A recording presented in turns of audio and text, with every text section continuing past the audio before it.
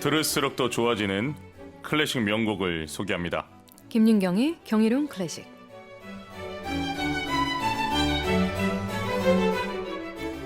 아름답고 경이로운 클래식 명곡을 맛있게 듣고 또 멋있게 즐기는 시간입니다. 피아니스트 김윤경님과 함께합니다. 안녕하십니까? 안녕하세요. 잘 지내셨습니까? 네, 감사합니다. 오늘 김윤경의 경이로운 클래식에서 소개해 주실 곡은 어떤 곡일까요? 한마디로 굉장히 아름답고 또 동시에 격정적인 곡인데 전곡을 다 듣는데 25분에서 27분 정도 걸리는데 네. 시간 가는 줄 모르고 푹 빠져들게 하는 이 곡 음악으로 먼저 만나보시죠. 네, 음악 주세요.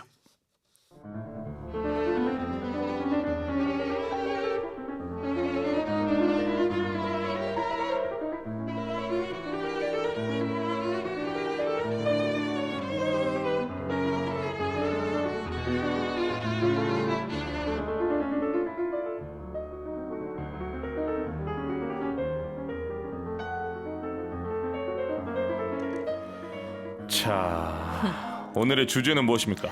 오늘의 주제는 출발을 응원하는 우정의 선물 프랑크의 바이올린 소나타입니다. 저는 이 곡을 들으면 피아노는 이 바닷물결 같고 이 바이올린은 뭔가 이 배 같은 느낌이 들어요. 타고 가는 예. 정확하게 보셨어요. 그렇습니까? 네, 그게 오늘의 포인트인데. 미리 제가 대본을 유출하는 게 그러니까요. 아닌데 한마디로 다 정리해 주시네요. 완벽하게 저희 개인적인 생각이었는데 앞으로 개인적인 생각을 얘기 안 하도록 하겠습니다. 자, 오늘 주제곡에 출발을 응원하는 우정의 선물 이렇게 지으셨는데 이 제목을 붙인 이유가 뭘까요?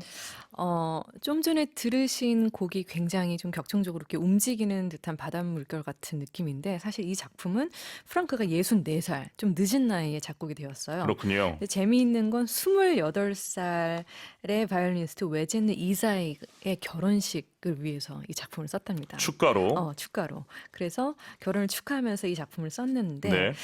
굉장히 나이 차이가 많이 나잖아요. 근데 이 나이를 뛰어넘은 그런 우정으로 서로의 출발을 응원을 했기 때문에 이런 제목을 좀 붙여봤습니다. 네. 좀 안타까웠던 건 프랑크는 오랜 기간 동안 활동을 했으나 주목을 받지 못하다가 이 젊은 이사이의 결혼식에 연주되었던 이 프랑크 바이올린 소나타 때문에 주목을 받기 시작하고 그때부터 인정을 받았다는 거 참 슬프면서 그나마 그 나이에 인정을 받았으니까 또 감사한 일이겠죠. 아하, 알겠습니다.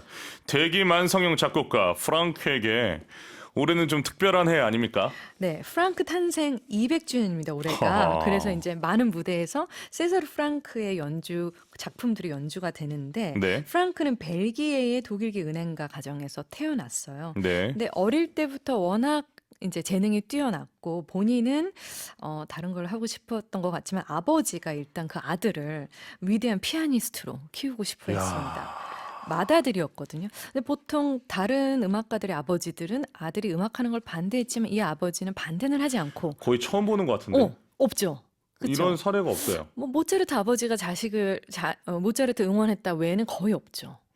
그거는 뭐 응원했다기보다는 그냥 그쵸. 내려오는 그때 당시에는 생계 시대가 수단이었나? 달랐으니까 그 시대가 달랐으니까 네. 근데 지금은 아무래도 뱅커였기 때문에 은행원 그러니까 여유가 있어서 여유가 있어서 그랬나 보다. 프랑크는 잘 태어났네. 유복한 가정에서 태어났네. 신선합니다. 네, 진행해 주시죠. 그래서 아버지가 피아니스트로 키우고 싶어 해서 8살에 리에즈 음악원에 입학을 해서 이제 피아노도 배우고 화성악도 배우게 되는데 네. 또 그 어린 나이부터 벨기에 전국을 이제 돌면서 투어도 했어요. 근데 아버지가 생각을 합니다. 이 아이가 이렇게 잘하니까 좀 더 큰 물에서 아이를 키워야겠다. 13살에 파리로 가서 또 파리 음악원에 입학을 하면서 작곡과 피아노를 배우는데 그리고 그때 이제 피아노 명예대상과 오르간 연주상도 받게 되는데 문제는 여기서 시작이 됩니다. 네. 왜냐하면 프랑크는 피아노가 아닌 작곡을 하고 싶어 했고 아버지는 아들이 작곡가가 되는 게 너무 싫고 피아니스트가 되기를 원했던 거예요. 그러니까 아들이 어떻게 합니까? 학업을 또 중단하게 됩니다. 답답하네요. 네, 이 아버지와 아들의 갈등 이야기는 끊이지 않는 소재죠. 그래도 아버지가 또 생각을 해서 프랑스 파리까지 데려갔는데 데려갔는데. 오로지 피아니스트로 원했군요. 네. 작곡가가 더 좋은데. 그러게 말입니다. 그때 당시엔 저작권 이런 시스템이 없었으니까. 없었으니까. 좋습니다. 아버지의 반대로 본인이 원하는 학업을 중단하다니 좀 안타까운 현실입니다. 네. 그래서 학업을 중단하고 프랑크가 1842년에 벨기에로 다시 돌아갔지만 네. 뭐 어쩌겠어요. 본인도 음악가로 살고 싶었겠죠. 그 2년 후에 다시 파리로 갑니다. 음흠. 그리고 프랑스 국적을 그때 취득을 하고 남은 생애를 이제 파리에서 살게 되는 거죠. 네. 근데 아마도 이렇게 다시 파리로 돌아갔다는 건 난 이제 또 국적을 취했잖아요. 아버지의 품을 벗어나서 개인적으로 살겠다. 뭐 독립을 하겠다. 이런 의미로도 받아들일 수 있다는 생각이 좀 드네요. 이거는 팩트입니까? 아니요. 야, 개인적인 개인적인 생각. 생각입니다. 왜냐하면 이거 오해하실 수 있을 것 같아요. 그러니까요. 그렇죠. 자, 이거는 팩트는 아니고 개인적인 생각입니다. 네. 아버지 때문에 국적을 버렸다 이러면 괜히 또 이거를 우리가 교육방송사기 때문에 이거 교육적으로 그냥 받아들이실 수가 있어요. 자, 팩트는 아니고, 네, 팩트는 아니고. 우리들의 생각. 자, 알겠습니다. 역시 뛰어난 진행이십니다. 보호해드리는 거예요. 감사합니다. 네. 파리에서 피아니스트로는 성공을 했습니까? 어릴 적에는 이제 피아노로 굉장히 뛰어난 실력을 보여주긴 했지만 피아니스트로 성공을 하지 못하고, 왜냐하면 파리 사람들은 그 당시 피아노보다 오페라라는 장르에 빠져 있었거든요. 아하. 그래서 프랑크는 1845년 이후에 이주한 후에 오르가니스트로 길을 걷기 시작하고 한 30년 정도 오르간 주자로 활동을 하게 돼요. 굉장히 그 오랜 성당에서요? 기간. 네, 생클로티드 성당이라는 데서 오르간 주자로 활동을 하게 되고, 네. 그 다음에 이렇게 오르가니스트로 실력을 인정받아서 결국은 파리 음악원에 작곡도 아닌 피아노도 아닌 오르간과 교수가 됩니다. 인생은 아이러니합니다. 그래서 이 프랑크가 당대 이제 생상스와 더불어 뛰어난 오르가니스트로 명성을 날리게 되는데, 네. 뭐 오르간도 키보드 건반 악기잖아요. 그래서 당대 피아노 오르간으로 둘 다 이름을 날렸다고 해요. 그리고 오르간 즉흥 연주에 타해 추종을 불허하는 경지에 올라가 있었다는 얘기도 있습니다. 제가 또 하나 말씀을 네. 드리면은 이 전공을 하지 않으시는 많은 분들이 오해하고 계시는 게 오르가나가 피아노하고 별반 다를 거 없다라고 생각하시는 분들이 네. 대단히 많으세요. 아. 그래서 오르간과 피아노를 동시에 연주할 수 있는 거 아니냐라고 말씀하시는데 오르간과 피아노는 완전히 다른 악기입니다. 그렇죠. 예. 오르간은 발로도 음을 내고 네. 또 여러 가지 키보드에 또 스톱도 여러 개가 있고 소리를 창출해낼 수가 있으니까. 그렇죠. 그래서 프랑크 정확히 제가 집어드릴게요. 프랑크의 아버지는 피아니스트를 원했고 프랑크는 피아노 공부를 했으나 작곡가. 피아노는 잘 못 쳤고 응. 그래서 오르간은 잘 쳐서 오르가니스트 교수가 됐지만 결론적으로는 작곡가. 작곡가. 예, 이렇게 정리해드리도록 하겠습니다. 하나 정정을 하자면 프랑크는 피아노는 잘 쳤어요. 잘 하지만 쳤어요? 오르간을 더 잘 쳤던 것 같아요. 근데 아까 네, 피아니스트 어릴 때 아주 잘 쳤어요. 어릴 때 잘 쳤고 어릴 때. 근데 성인이 돼서 피아니스트로 활동할 그게 정도는 활약은 아니었던 것 아니었다. 같아요. 네. 그렇습니다. 네, 오늘 정리 아주 좋습니다. 자, 작곡가로서 프랑크는 어땠습니까? 그때 젊은 시절의 작곡가 곡들은 또 주목을 받지 못했어요. 네. 그래서 그 당시에는 좀 그 시대가 원했던 음악은 감성적인 살로 음악을 선호했는데, 프랑크의 작품이 되게 이 사람이 진지했거든요. 아주 네. 고전적인 작곡과 내용으로 채워져 있었기 때문에 네. 내면적으로는 내실 있는 작품이었지만 평가는, 그러니까 대중적인 인기를 얻지 못했던 거죠.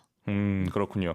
뛰어난 제자들도 많이 있었다고 들었습니다. 네, 제자가 아주 많았습니다. 네. 일단 파리 음악원에 오르간과 교수로 재직하면서 쇼숑, 쇼숑. 그다음 뱅상 당디 등 아주 인기 작곡가를 길러내고, 그 당시 프랑크에게 배운 젊고 트렌디한 작곡가들을 일컬어서 프랑키스트, 프랑크 패거리다라고 또 불리기도 했답니다. 근데 미국 그 음악 평론가가 숀버그라는 음악 평론가가 이렇게 말을 했대요. 제자들은 프랑크 머리 위에 후광을 그리면서 예배하는 것만 빼고 뭐든지 했다. 그러니까 엄청 추종을 한 거예요, 자기 선생님을. 예비하는 것만 빼고는 뭐든지 했다. 그렇군요. 원래 이 훌륭한 또 작곡가 밑에 제자들이 잘 없는데. 그러게요. 예. 네. 인품도 뛰어났던 것 같아요. 제 생각에. 교육자로서도 네. 아주 훌륭했군요. 네. 좋습니다. 프랑크의 바이올린 소나타로 헌정받은 외제느 이사인은 이 작품 어떻게 생각했습니까? 평생 무지하게 아꼈죠. 음. 자신의 결혼식에서 일단 초연을 했고, 네. 1886년 3개월 후인 1886년 12월에 브뤼셀에서 또 공개 초연을 한 후에 40년 동안 네. 이사회가 이 곡을 자주 연주했다고 알려져 있고, 네. 이사회뿐 아니고 사실은 이 프랑크 바이올린 소나타는 모든 바이올리니스트들의 필수 레파토리, 단골 레파토리라고 생각하시면 됩니다. 심지어 서울대 교수인 백주영 바이올리니스트가 노래로 치면 수십 년 동안 차트에서 내려오지 않는 인기곡 곡이다. 연주하지 않는 바이올리니스트가 거의 없을 것이라고 말하기도 했죠. 국룰이군요. 바이올리니스트에게 그렇습니다. 이 작품은. 네. 매주 화요일 함께하는 김경의 경이로운 클래식. 오늘은 출발을 응원하는 우정의 선물 프랑크의 바이올린 소나타에 대해서 이야기를 나누고 있습니다. 여기서 음악을 들으려고 하는데 어떤 악장을 들으면 좋겠습니까? 출발 악장인 1악장을 시작하십시오. 좋습니다. 네. 프랑크의 바이올린 소나타 2장조 중 1악장 볼프강 슈나이더 한의 바이올린과 칼 제만의 피아노 연주로 들려드립니다. 프랑크 바이올린 소나타 A장조 중 1악장 볼프강 슈나이더 한의 바이올린과 칼 제만의 피아노 연주로 여러분 감상하셨습니다. 프랑크 바이올린 소나타는 또 어떤 특징이 있는지 우리가 알면 좋은 정보 말씀해 주시면 좋을 것 같습니다. 일단 아주 포인트만 말씀드리면 결혼의 과정과 굉장히 흡사해요. 하하. 이 작품이. 그리고 피아노가 극도로 어렵다. 많은 피아니스트들이 이 작품을 이제 독주회 때 같이 피아니스트로 섭외가 들어오면 고심을 해요. 특히 이 악장이 굉장히 어렵거든요. 2악장. 그리고 1악장은 괜찮습니까? 전체적으로 다 어려운데 이 악장이 극도로 어렵고 좀 이따 이제 감상을 하실 텐데 네. 그리고 이런 우스갯소리도 있어요.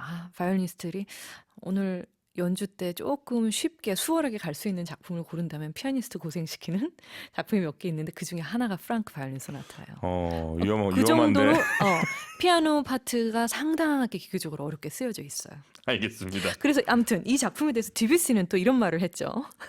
사람들은 프랑크의 천재성에 대해 말하곤 하지만 정작 순수한 의미의 심플함이라는 것을 지적한 사람은 없다. 네, 네. 네, 드뷔시님. 네, 실제로 프랑크의 성품 자체는 매우 단순했고 또 낙천주의자였다고 하는데 프랑크의 또 애제자였던 뱅상 당디는 이런 말도 합니다. 프랑크는 아름다운 화음 하나를 작곡한 것만으로도 하루 종일 기분이 좋아서 콧노래를 부르는 사람이다. 이런 목소리도 있으시군요, 댕디님. 네. 네. 이 바이올린 소나타가 굉장히 그 성품처럼 단순해 보일 수 있지만 사실은 아주 엄격한 논리가 있거든요. 네. 프랑크가 이제 오르가니스트로 평생을 살아왔는데 이 바이올린 소나타에서 순환 기법이라는 기법을 사용했어. 그게 순환 뭐냐면 기법. 이 구조적으로 통일을 원했던 거예요, 프랑크가. 그래서 처음에 나왔던 앞에 악장의 그 동기를 사용을 해서 뒤 악장에서 또 다시 들려주고 그래서 곡의 통일성을 만드는 거죠. 그래서 대위법적인 요소가 이렇게 쓰인 것도 아마 오르가니스트라 그런 게 아닐까라는 생각이 듭니다. 그렇군요. 악장별로 설명을 좀 부탁합니다. 네, 아까 얘기했듯 제가 결혼의 과정 뭐 이런 얘기를 했고 또 특별히 이사의 결혼식을 위해서 프랑크가 작곡을 했잖아요. 네. 1악장은 좀 전에 감상하셨는데 사랑의 탄생, 뭐 연애의 시작, 그런 설레는 첫 만남을 생각하시면 될 것 같아요. 좀 처음 만날 때 좀 떨리는 마음을 표현한 게 아닐까 그러면서 이렇게 몽환적으로 환상적으로 음악이 전개가 되다가 이 악장에서 모든 만남에는 그런 굉장히 뜨거운 감정의 폭발도 있지만 그 뜨거운 감정의 폭발이 좋을 때가 있고 나쁠 때가 있잖아요. 그래서 저희들이 생각했을 때는 격정적인 악장이지만 동시에 아주 힘든 그런 갈등을 나타내주는 게 아닌가 이런 생각도 음악인들이 많이 합니다. 그래서 바이올린이랑 피아노가 교차되면서 이제 이 악장이 상당히 이제 피아노가 16분음표로 끊임없이 돌아가는 악장인데 그런 감정의 끌어오름을 보여주고 1악장 연애의 시작이면 2악장은 결혼을 한 겁니까 지금? 안 했죠 아직. 아직 안 한 겁니까? 이제 갈등도 있고 결혼하기 격정도 전에 있고. 갈등? 그렇죠. 아하. 사랑하면 갈등이 있잖아요. 그래요? 없으신가 봐. 저는 없어요. 연애할 때 갈등이 없으세요? 전혀 없었어요. 와우, 또 여기 특이하신 분 한 분 계시네. 아니죠. 이 방송이기 때문에 약간 가식적인 모습을 상대방은 갈등했을 수도 있어요. 정경님만 안 하시고. 네. 그랬나 보다. 그랬던 거야. 자, 표현 안 좋습니다. 하고. 네. 2악장에서 갈등 결혼하기 전 갈등 아주 또 좋아요. 그다음 그런 뜨거운 3악장. 격정. 그런데 네. 3악장에선 뭔가 이제 화해도 되고 아니면 꿈과 같기도 하고 그런 평온한 상태로 다시 돌아갑니다. 그러면 이제 이 과정을 거쳤으니 4악장은 어떻게 돼요? 결혼을 해야죠. 네. 그렇죠. 사랑의 완성, 사랑의 성공. 그래서 행복한 미래를 좀 나타내는 4악장으로 아름답게 마무리가 됩니다. 이 작품. 해피엔딩입니까? 네, 해피엔딩입니다. 여기까지. 자, 우리 정경 11시 클래식 우리 청취자 애청자분들이 이 곡을 들을 때 어떤 생각하면서 들으실지 벌써 기대가 됩니다. 아마 그 전에 이런 설명을 듣지 않고 들으셨을 때는 또 다른 감정이 드실 수도 있지만 또 아주 자세하게 설명해 주셨기 때문에 어떻게 들으실지 참 궁금한데요. 저는 전악장을 다 들으셨으면 좋을 것 같아요. 오늘은. 27분 정도 된다고 그랬나요? 네, 네. 27분 정도. 네. 아, 좋습니다. 저희가 방송이 2시간이면 다 들려드릴 텐데 방송이 1시간이라 네. 다는 못 들려드리고 자, 이제 가신 다음에 2악장 그 아까 어렵다고 한 네. 알겠습니다.